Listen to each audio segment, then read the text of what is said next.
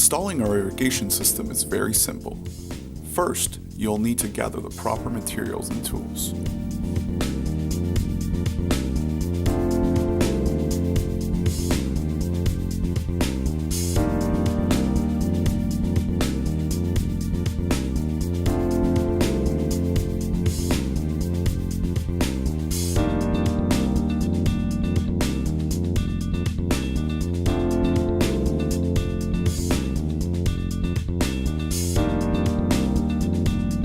Step 1. Locate a hose bib or spigot, usually located on the side of a house. Step 2. Install the brass Y-splitter by screwing it into the hose bib. Make sure to test for a proper seal and close and open both valves.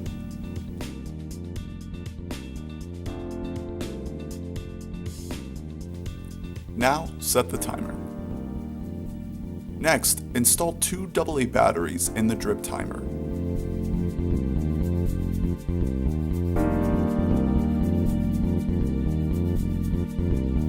Step 3. Set the time. You can hold the plus and minus buttons down to advance the numbers quickly. Set the time the irrigation will start in the morning. This will vary throughout the year as sunrise changes, but in general, it's 5 to 6 a.m.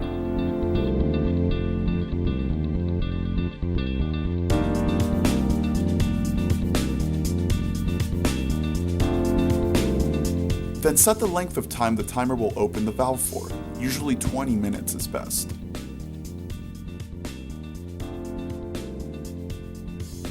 Set the interval for watering, 12 hours. Once the timer is set up, press the manual watering button to test the timer and the seal.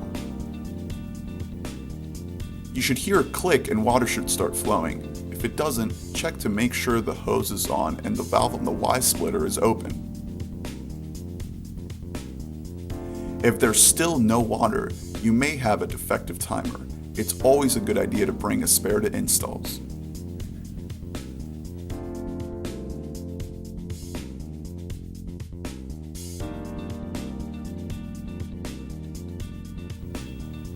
Step 4.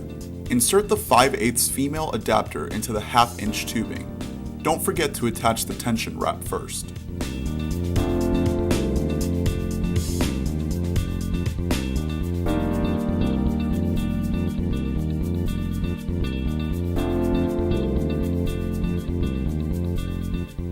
You really have to push it in there, and it helps to use a flat surface.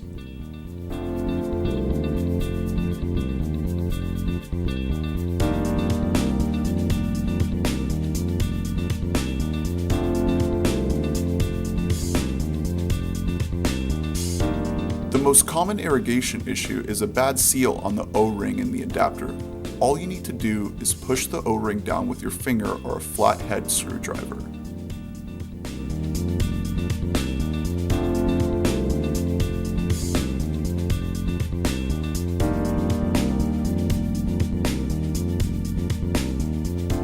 Make sure to tighten the tension wrap with a flathead screwdriver. It needs to be nice and snug, but not so snug that it cuts the tubing.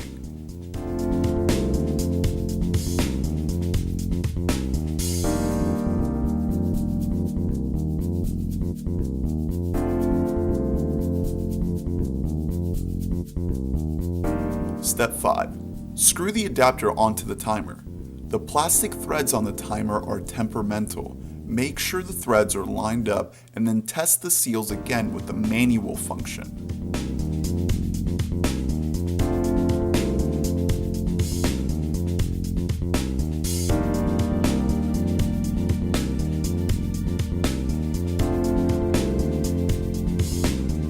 Step 6.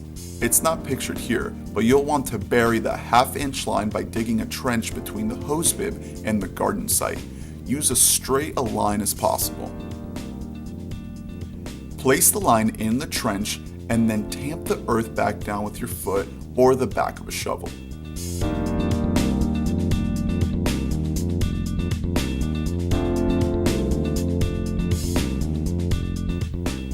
Step 7.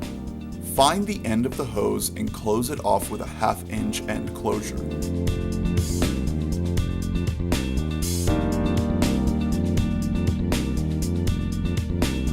You slide one side on, kink the hose over, and then secure the short side with the other opening in the closure.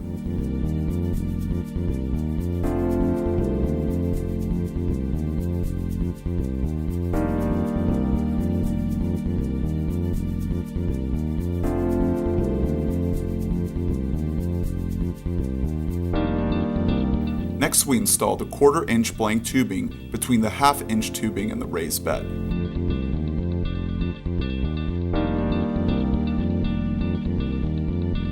Step 8. Take a 1/4 inch barb coupling and insert this end into the small tubing.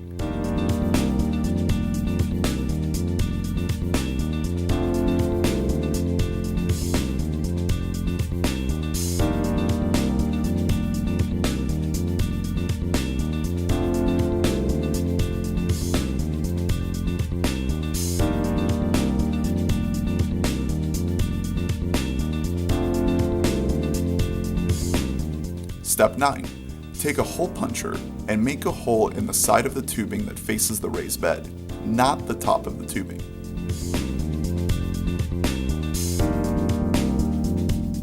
Insert the barb coupling into the 1/2 inch tubing.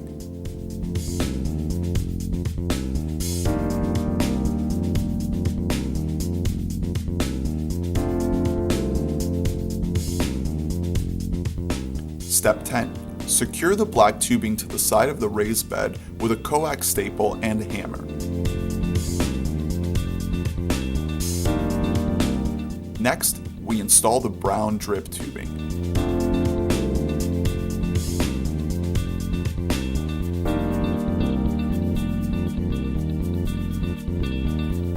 Step 11. Just like before, take a barb coupling and work it into the end of the tubing. You can twist the end of a scissor in the end to make it easier.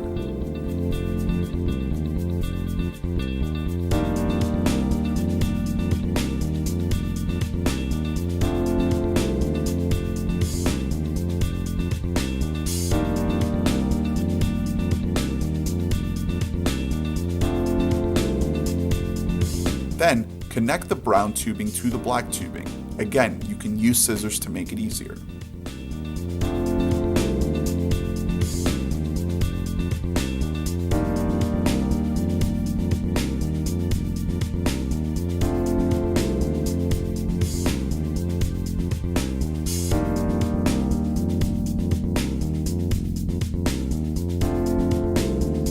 Step 12. Close off the end of the brown tubing with the 1/4 inch end plug.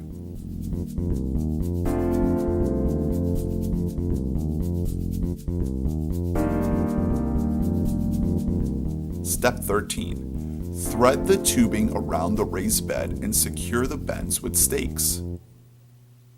The drips from the emitters on the tubing will spread out through the soil with time, but it's important to place the emitters as close to the base of the plants as possible.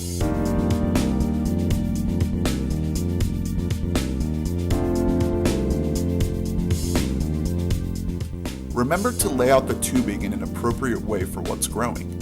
Here, we have a big plant and we're making a loop around the base instead of just setting out the line in rows.